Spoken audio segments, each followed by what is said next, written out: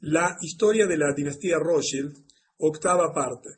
En esta octava parte vamos a cubrir el periodo de 1945 a 1963 y como muchas veces hemos aclarado a lo largo del ciclo, estamos tratando de entender cómo es que existe un grupo de personas que integran una dinastía familiar, la dinastía de la familia Rothschild, asociada ya modernamente por casamientos y demás a otro pequeño grupo de familias que tienen el control prácticamente total de los acontecimientos que están ocurriendo en el mundo y sin cuyo conocimiento tú no puedes entender qué es lo que está ocurriendo a nivel mundial, todo este sistema opresivo que se ha vuelto sobre los seres humanos en todas partes de la Tierra y que nos ha alejado de nuestra condición natural,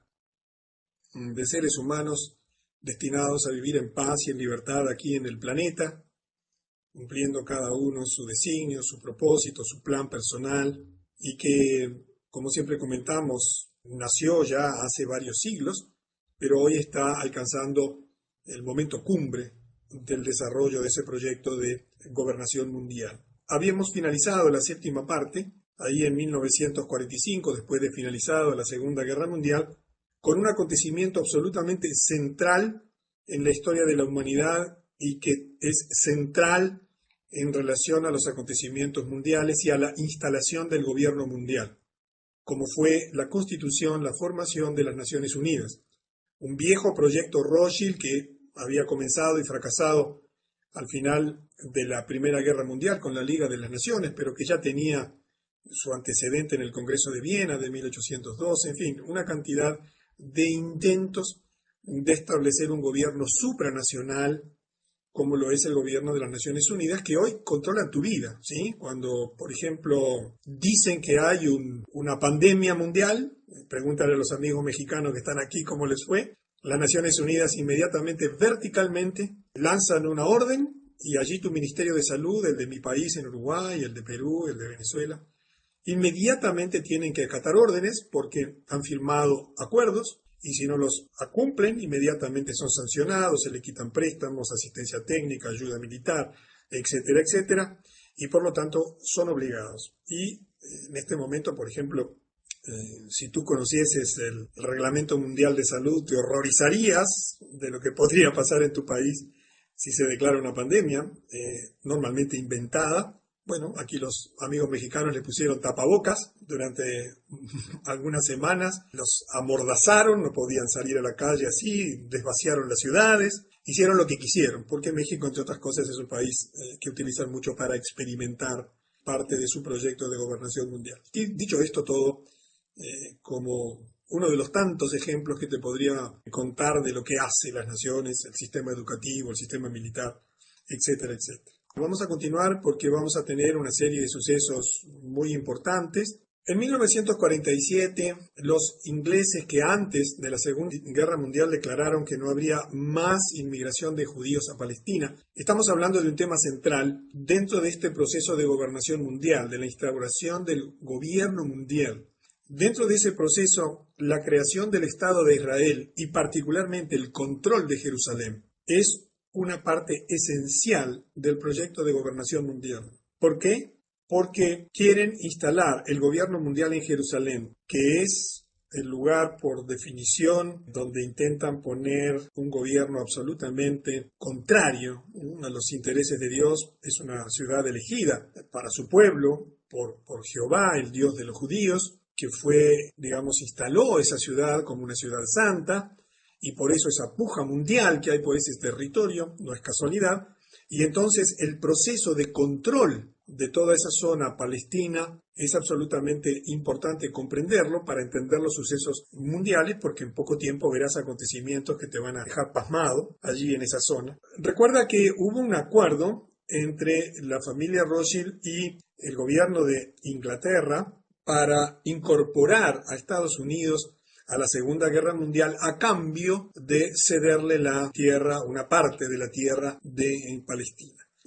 Cuando llega el año 1947, habían declarado ya antes de la Segunda Guerra Mundial que no habría más inmigración de judíos a Palestina. ¿Por qué? Porque tenían que proteger a los palestinos y a los propios soldados británicos que vivían allí por un grupo armado israelí, y entonces transfirieron el control de Palestina a las Naciones Unidas. Es decir, ¿qué hizo Inglaterra? Se sacó de arriba el problema y se lo dio a las Naciones Unidas. La resolución 181 de 1947 fue un momento muy importante porque en esa resolución, después puedes ver en internet, yo hoy te voy a dar, y lo voy a hacer todas las reuniones que tengamos de aquí en más sobre este tema, un archivo al final para que tomes un par de temas y busques información si te interesa. Como les he comentado, al final del ciclo vamos a entregar un ebook con todo lo fundamental, los fundamentos bibliográficos de todo lo que estamos afirmando.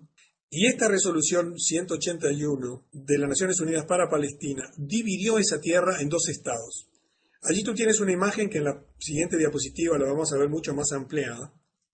Esa era una tierra que hacía 1300 años le correspondía a los palestinos. Allí vivían palestinos y una muy pequeña cantidad de judíos, apenas un 6%, pero en forma totalmente ilegítima, sin ningún derecho, simplemente para cumplir el acuerdo, la promesa, recuerdan la declaración Balfour que vimos en reuniones anteriores, para cumplir la promesa que le había hecho el gobierno inglés a Estados Unidos de que si entraba en la guerra, entonces le cederían Palestina al Consejo Mundial Sionista. Se divide la zona en dos estados, uno sionista y otro árabe, con Jerusalén, pero según la resolución 181 debiendo permanecer como una zona internacional para el disfruto de todos los credos religiosos. Esa transferencia fue programada para el año siguiente, para el 15 de mayo de 1948. En realidad las Naciones Unidas no tenían ningún derecho legítimo, no tenían ninguna ley ni nada que les amparase para entregar las propiedades a los árabes. Como yo les decía, los judíos tenían solo el 6% como propiedad de Palestina en ese momento. Sin embargo, la resolución decidió que a Israel se le iba a dar el 57% de la tierra y dejando a los árabes, que hasta ese momento eran dueños del 94%, con solo el 43%. En esta próxima diapositiva tú vas a ver lo que ha ocurrido en las últimas décadas. Del lado izquierdo tú tienes la zona en disputa, todos los mapas corresponden a la misma zona. Lo que tú ves en verde del lado izquierdo era la tierra palestina y judía hasta 1946. En verde, la zona palestina. En blanco, los espacios propiedad de familias y de residentes judíos. En 1947, que es la segunda columna, se reparte esa zona. Y las Naciones Unidas le dan el 47% a los judíos y es la zona que tú ves en verde, en blanco. Ves cómo avanza, quedando reducido el territorio palestino a la zona verde. Pero luego viene un proceso de ocupación constante de tierras palestinas. Allí ves lo que ocurrió entre 1949 y 1967, cuando la guerra de los 6 días. Y allí ves el avance blanco que representa el avance judío, como va perdiendo Palestina, para llegar al año 2000 y nuestra situación actual, que es aún peor que lo que tú estás viendo, porque prácticamente de toda la tierra se ha apropiado el Estado de Israel, reduciendo a los palestinos a una zona sumamente reducida, y eso es explicativo de no solamente el proceso invasor e imperialista, sino fundamentalmente explica también la rebelión de los palestinos y mucho de lo que está ocurriendo modernamente en la política internacional. Y quizás si tú recién estás hoy por primera vez escuchando esta octava conferencia, no asocies muy bien lo que significa esto en tu vida, pero este conflicto, esta decisión de los sionistas en el mundo de influir de usar las Naciones Unidas, porque fueron constituidas por ellos, recordemos el Tratado de Versalles, ¿verdad?, donde estaba, por ejemplo, Rothschild era el anfitrión principal, donde se decidió la constitución de la Liga de Naciones. Entonces, hoy ese conflicto está siendo un meollo del mundo y, bueno, de allí se espera que surja la Tercera Guerra Mundial y muchos acontecimientos que van a significar un cambio profundo en la historia de la humanidad. En 1948, recordemos que el 15 de mayo fue la fecha acordada para la sesión de derecho y la fecha oficial de la Constitución del Estado de Israel. El presidente Harry Truman había sido sobornado por los Rothschild con $2 millones que fueron utilizados para su campaña presidencial y reconoció a Israel como un Estado soberano. Es interesante que si tú miras la historia de los sucesos de ese reconocimiento, Estados Unidos fue el primer país que lo reconoció. Demoró 11 minutos, como dice allí, después que se independizó como nación en reconocerlo. Y es interesante un registro histórico de una declaración de Truman en una reunión en la Casa Blanca el 10 de noviembre del 45 a los enviados de Arabia Saudita, Siria, Líbano y Egipto. Lo siento, señores, pero tengo que responder a cientos de miles que están ansiosos por el éxito del sionismo. No tengo cientos de miles de árabes entre mis electores. Todo este tipo de cosas demuestra la influencia permanente del sionismo en los Estados Unidos en relación a Israel. Por eso es que en las Naciones Unidas el veto de las resoluciones contra Israel siempre tiene que ver con Estados Unidos. Jamás vas a ver en ningún medio de prensa información sobre la capacidad nuclear de Israel, que es el gran poseedor de armamento nuclear. Tú ves todos los días que se habla de Irán como un posible país que dispone de armas nucleares. Pero nunca vas a oírte hablar de Israel, que es el que verdaderamente tiene el poder nuclear en la región. Y este juego de poder es absolutamente trascendente porque muchas de las dificultades que tú tienes en la vida y que tienen en tu país tienen que ver con este proceso de gobernación mundial, con esas inmensas transferencias de dinero fenomenales que hay desde tu país hacia la banca financiera internacional. Recordemos la semana pasada cuando hablamos del BIS. ¿Recuerdas el BIS, el Banco Central de los bancos centrales del mundo, que seguro no sabías que existía? Cuando hablamos del Banco Monetario Internacional, del Banco Mundial y del Fondo Monetario Internacional. Pero vamos a uno de los acontecimientos que para mí son más descriptivos de todo lo que hay por detrás de lo que tú estás viendo. Ya nos habíamos referido a esto hace algunas reuniones, algunas conferencias, cuando hablamos acerca de la bandera de Israel y su relación con el hexagrama rojo de la familia Rothschild. En ese año, en 1948, recuerda que bajo la influencia de Theodor Herzl, se creó la bandera de Israel. Se dio a conocer, a pesar de que había una tremenda oposición interna, debido a que el emblema de la bandera es una versión en color azul de los Rothschild, del hexagrama rojo o sello rojo. Recuerdas que Rothschild quiere decir en alemán sello rojo. Fue un cambio en su apellido para poder utilizar y hacer una referencia directa a ese hexagrama rojo, hoy también mal conocido como la estrella de David. Eso irritó a muchos judíos. Y vamos a ver algunas de las muchas razones que hacen y sorprende que en la bandera de Israel se haya elegido nada menos que un símbolo absolutamente satánico para utilizarlo como el emblema nacional. Una primera razón es que ese hexagrama representa o es el símbolo del dios Baal, el dios Moloch. Este hexagrama fue usada por religiones esotéricas antiguas como el símbolo de Moloch, que era descrito como un demonio de sacrificios forzados. Es conocido que en la antigüedad se hacían sacrificios de niños. Los judíos, a través de Moisés, cuando recibieron esta información, está en el libro de Éxodo, fueron severamente advertidos sobre esta situación, que no debían ser adoradores del dios Baal, y unos miles de años después, el símbolo de ese demonio termina en su bandera. En segundo lugar, el símbolo de hexagrama es el símbolo también de Astaroth. Astaroth es un demonio descrito como el tesorero, señor del infierno.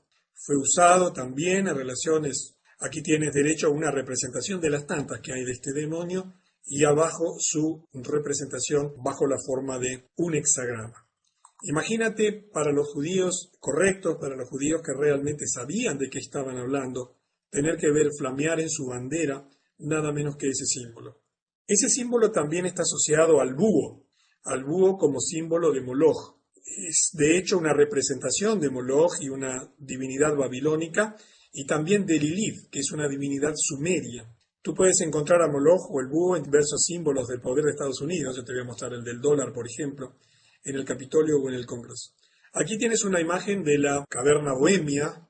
Es un lugar donde se reúnen los principales integrantes de la masonería, allí en los Estados Unidos, en Nueva York, para adorar esta imagen que, como la ves, es un búho, y allí se dice que inclusive realizan sacrificios. Y como ves, del lado izquierdo está el hexagrama. Allí en realidad está representado como un pentagrama de 5 puntas, y allí tienes el búho también. Y finalmente, una cuarta razón por la cual esto causaba un profundo rechazo. Perdón, antes de ello vamos a hablar del símbolo del dólar. Si después tienes un dólar lo puedes mirar. En el ángulo superior derecho, bien escondidito allí, tienes el búho. En la reunión anterior te mostramos una cantidad de símbolos masónicos que tiene el dólar de Estados Unidos, pero tienes el búho, se ve con una lupa, muy bien escondidito allí, porque es parte de la adoración satánica. Y bueno, también te podría mostrar aquí cómo el diagrama de la ciudad de Washington incluye el búho y la estrella de 6 puntas. En fin, habría mucho para hablar. Y finalmente te comento como cuarto punto que el hexagrama también se ha utilizado para representar a Saturno. De Saturno tendría mucho para comentarte. Ha sido identificado con el nombre esotérico de Satanás. Indica que cualquier persona, el haber puesto esto en la bandera, indica que cualquier persona que murió en el nombre de Israel es en realidad un sacrificio a Satanás. Y estas cosas que te digo, quizás a ti que no tienes mucha experiencia en los temas de gobierno mundial y del nuevo orden mundial, te sorprendan, pero tú piensas que en uno de los estados más importantes de la Tierra, que tú lo ves a diario en las noticias, donde la humanidad pende de un hilo porque la Tercera Guerra Mundial va a comenzar allí, donde las organizaciones sionistas ejercen una influencia muy poderosa en todo el mundo. Estás a punto de ver el descalabro final del dólar en el mundo entero. Está nada más y nada menos que representado en la propia bandera de ese estado. Y es necesario comprender esto para entender cómo juega este proceso de gobierno mundial y por qué hay intención aviesa, diabólica, satánica, de oprimir a la humanidad. En realidad, el emblema normal y natural de la bandera de Israel era el menorá, o sea, el candelabro de 7 brazos. Este es un candelabro que le fue dado a los judíos por Jehová, por su Dios, que estaba en el templo que ellos tenían en Jerusalén, donde estaba el arca del pacto. Es el verdadero símbolo de la liturgia judía. Es el más antiguo símbolo judío provisto por Jehová a su pueblo. Mientras que el hexagrama ni siquiera es un símbolo judío, no existe en la liturgia judía.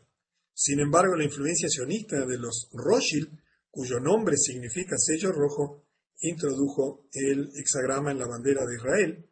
Si el tema te interesa, puedes leer en la Biblia, en el libro de Éxodo, en el capítulo 2, los versículos 25 a 40, donde se incorpora a la liturgia judía este candelabro bien definido, bien explicado, en su utilidad, en sus funciones y demás. Pero sigamos adelante porque los acontecimientos en estos años son muy importantes. Te podría hablar de lo que opinaba Einstein junto a un grupo de los 25 más prestigiosos científicos judíos del mundo, cuando escribieron una extensa carta al New York Times sobre todos estos temas relativos a la fundación del Estado de Israel y demás, pero el enfoque de estas conferencias tiene que ver con el uso del poder financiero, económico, industrial, político, también militar, de la dinastía Rothschild. En 1949, el 1 de octubre, Mao Zedong declara la fundación de la República Popular de China en la plaza de Tiananmen, Pekín. Yo te he explicado muchas veces que la única manera de que exista un movimiento revolucionario, que un país o un sector pueda entrar en guerra, es que exista alguien que financie las armas, que financie la comida, que financie la ropa, que financie los vehículos de transporte. No hay otra manera. Cuando un país entra en guerra, o cuando un movimiento revolucionario, hablemos primero de un país, no puede detraer de su presupuesto anual el dinero para la guerra, porque lo tiene destinado a las actividades normales del país. Debe pues endeudarse, y allí es que aparece la banca internacional financiando, por supuesto, como ya lo hemos visto en innumerables casos, a los dos lados de la guerra, ¿verdad? Como en la guerra mundial financiaban a los nazis y también financiaban a los aliados. Lo mismo pasó con Mao. La única posibilidad que tenía Mao de vencer en China era a través de disponibilidad de dinero. Y la historia es muy clara en esto, no la historia oficial, la que te han contado, ¿verdad? Sino la historia real, la historia que tú puedes encontrar en fuentes independientes, en el sentido de que fue financiado por la banca internacional, por la banca Rothschild, quienes ya habían creado anteriormente el comunismo en Rusia. Estuvo muy asociado Mao a estos agentes Rothschild como Salomón Adler, un exfuncionario del Tesoro de los Estados Unidos, que era un espía soviético, como Israel Epstein, el hijo de un judío bolchevique que había sido encarcelado por el zar de Rusia por tratar de fomentar una revolución, y por Frank Cohen, un alto funcionario del Fondo Monetario Internacional, propiedad de los Rothschild. Debido a la escasez de tiempo, no podemos extendernos más en el tema Mao, pero en el ebook tendrás información ampliatoria si es que este tema te interesa, porque es una parte interesantísima de la historia de la humanidad. En 1951, el 1 de abril, se forma el servicio secreto de la agencia de inteligencia israelí, el Mossad, la que pasará a aterrorizar al mundo, y tendría también muchísimo para hablarte de este tema. El lema del Mossad es probablemente el lema de los servicios secretos. Bueno, el libro es un poco duro en la descripción, más repugnante en el mundo. Dice, por la vía del engaño harás la guerra. Y tendría muchísimo para hablarte, pero simplemente te estoy mostrando puntos que, unidos a los que hemos visto en los últimos 200 años, muestran mojones, son piezas de un rompecabezas que te permiten armar, en definitiva, lo que está ocurriendo en la historia de la humanidad. En 1953, dentro de la expansión comercial y financiera, industrial, los Rothschild fundan la Terranova Corporation Limited para desarrollar 60.000 millas cuadradas de tierra en Terranova, en Canadá. Incluía una central hidroeléctrica para aprovechar el poder de las cataratas Hamilton, más tarde llamadas cataratas Churchill. En ese momento fue el mayor proyecto de construcción a ser llevado a cabo por una empresa privada. Y en 1955 Edmond de Rothschild funda la Compañía Financiera de París. Tú recuerdas que la operación de pinzas por la cual se está controlando el mundo abarca varios aspectos de la historia de la humanidad o del desenvolvimiento de la humanidad. Por un lado, la clave central es el manejo del dinero. Como lo sabes y te lo hemos explicado en muchas de las reuniones, en muchas de las conferencias, el dinero es deuda en sí mismo y es utilizado como un instrumento de dominación mundial. Por eso el dólar hoy, hasta hoy por lo menos, maneja todas las economías del mundo. Tu país no puede importar si no tiene dólares, pero no puede fabricar dólares, no tiene una imprenta, porque la imprenta está en manos del grupo Rothschild, de las grandes casas bancarias del mundo, dentro de la Reserva Federal, de la cual hemos hablado ya extensamente. Por lo tanto, tu país o consigue dólares como consecuencia de la exportación de sus productos o como consecuencia del ingreso de capitales, o de lo contrario tiene que endeudarse para poder comerciar internacionalmente. Pero además, en esa operación de pinzas, se fue extendiendo y, por ejemplo, hemos visto cómo todos los medios de comunicación hoy son controlados por las organizaciones sionistas y tú solamente vas a recibir una información absolutamente manipulada, tendenciosa y generadora de una historia oficial que, por cierto, es bien diferente de la historia real, de lo que realmente está ocurriendo. También dentro de esa operación de pinzas para dominar el mundo, tenemos el uso de los sistemas educativos. No es casualidad el deterioro de los sistemas educativos en todo el mundo, no es casualidad la crisis educativa que hay en todo el mundo y la uniformidad de los sistemas educativos en todo el mundo, que por supuesto vienen perfectamente diagramados desde las Naciones Unidas vía la UNESCO a tu país, al mío y a todos. También en esa operación de pinzas se utiliza el poder político y hemos visto cómo se han creado innumerables organizaciones políticas con la finalidad de infiltrar los distintos partidos políticos. Son financiados ambos bandos, izquierda, derecha, no importa de arriba, de abajo, en todos los países del mundo por los mismos grupos financieros para luego obtener el dominio y el control de esas situaciones. También en el área de la salud, hoy vemos cómo la operación de pinzas también afecta al área de la salud, donde se obliga a vacunar masivamente, donde están estableciendo severísimas normas de control del funcionamiento de los sistemas.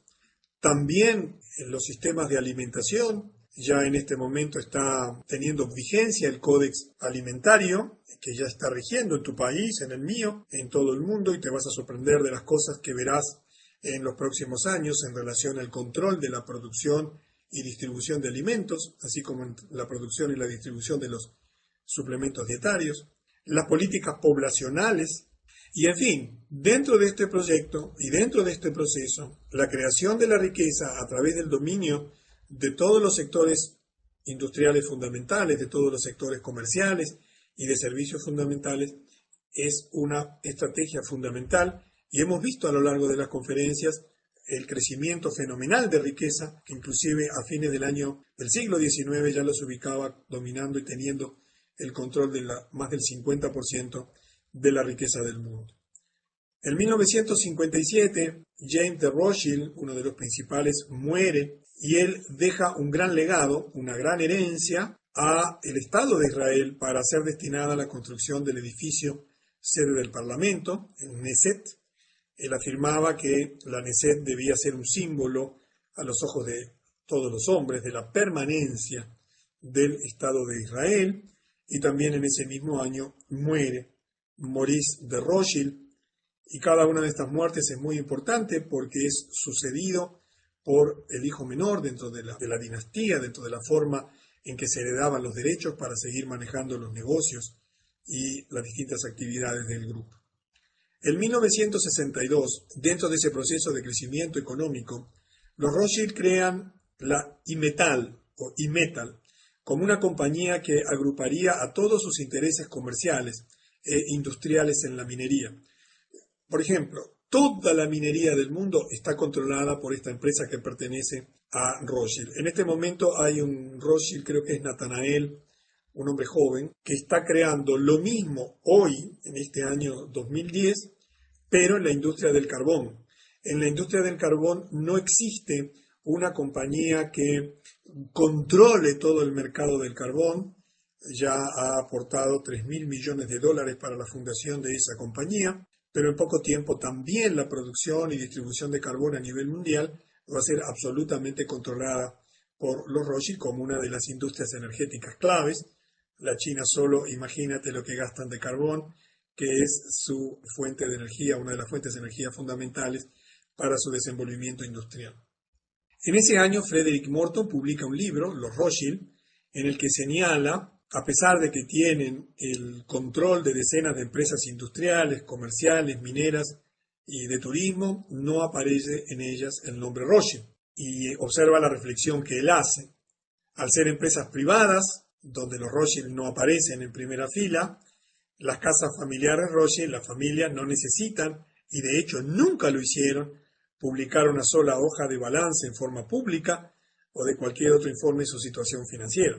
Ya sabemos que nunca la Reserva Federal, que nada más ni nada menos que imprime los dólares para todo el mundo y que se los presta al gobierno de los Estados Unidos, nunca fue auditada, nunca publicó un balance, pero lo mismo sucede con las familias Rothschild. Y esta actitud demuestra su verdadero objetivo, permanecer ocultos tras de bambalina, ejerciendo, monopolizando, dominando, eliminando la competencia y creando su propio monopolio comercial, industrial y de servicios en el mundo, como de hecho hoy está ocurriendo.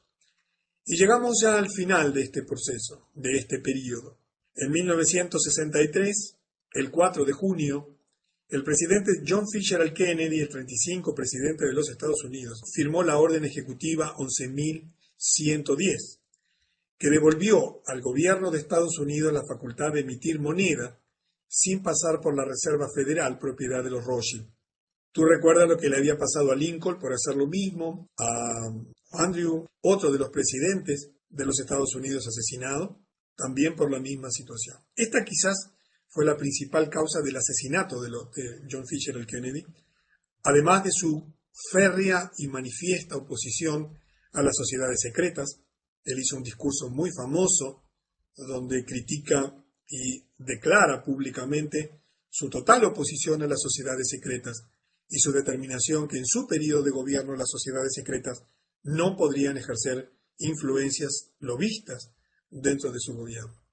Menos de 6 meses más tarde de esa decisión, el 22 de noviembre, el presidente Kennedy fue asesinado, probablemente por los Rothschild por la misma razón que se asesinó a Lincoln en el 1865 cuando quiso imprimir dinero, ¿recuerdan? Dinero estadounidense para el pueblo estadounidense. Lo normal es que en tu país, el gobierno de tu país sea el que emite el dinero. En Uruguay, el dinero uruguayo es emitido por el Banco Central del Uruguay, pero en los Estados Unidos el dólar es emitido por un banco privado. Y eso absolutamente es una aberración desde todo punto de vista. Kennedy quiso terminar con esa situación y por la misma razón aquí está que se asesinó al presidente Andrew Jackson y otros que también sufrieron atentados. Es interesante lo que hizo Lyndon Johnson. Tú recuerdas que Lyndon Johnson fue el presidente que lo sustituyó. Él no vivía en Washington, él estaba en Dallas en el momento de la muerte de Kennedy.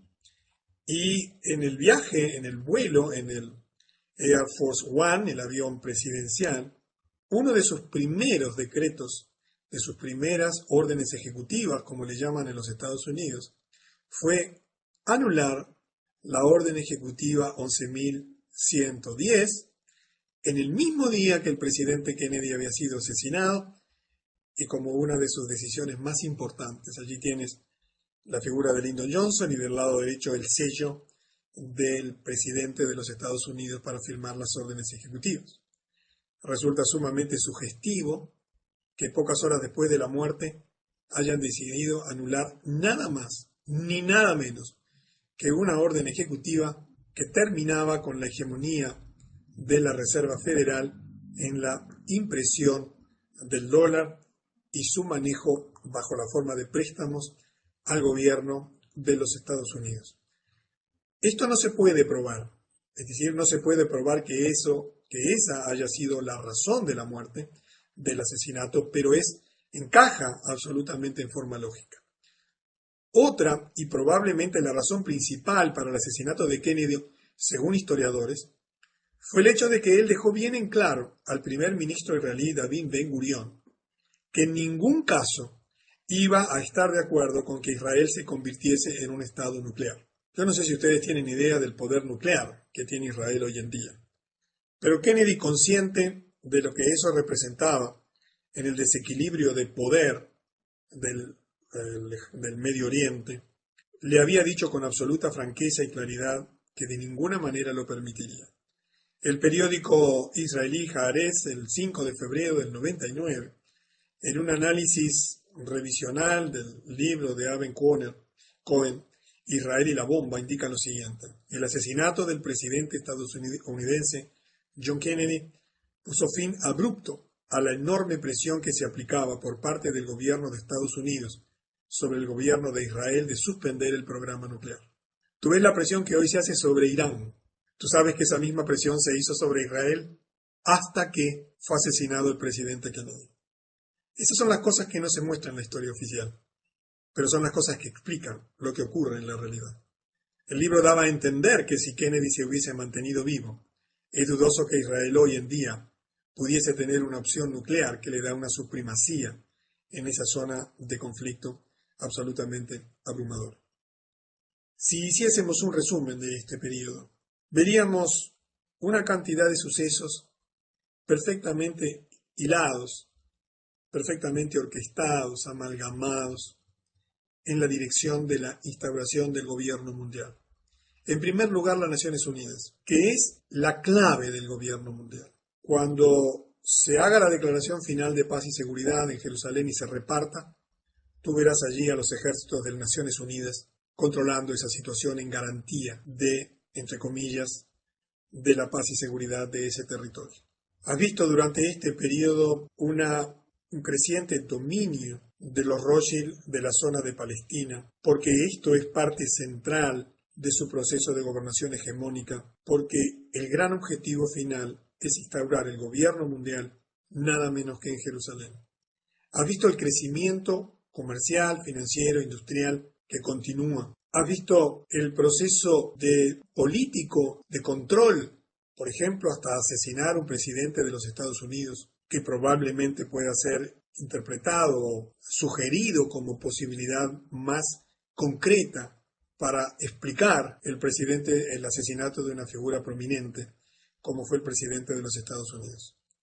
En la novena parte de la dinastía Rothschild vamos a abarcar unos años muy cercanos a nosotros, nos vamos a acercar al último periodo, vamos a llegar en este ciclo hasta el año 2006, lo cual nos va a llevar a desarrollar las conferencias 9 y 10, para que al final, a todos aquellos que tienen, digamos que han escuchado todas las conferencias, tengas una comprensión completa que te explique lo que está ocurriendo en el mundo y para que, en función de la información que recibas, puedas comprender lo que va a ocurrir a los efectos de tomar las mejores decisiones posibles para anticiparse a un tiempo de cambio que ya está ocurriendo frente a tus ojos y que en poco tiempo, sobre todo en este próximo año que se inicia, 2011, veremos también, al igual que vimos en este año 2010, acontecimientos sorprendentes.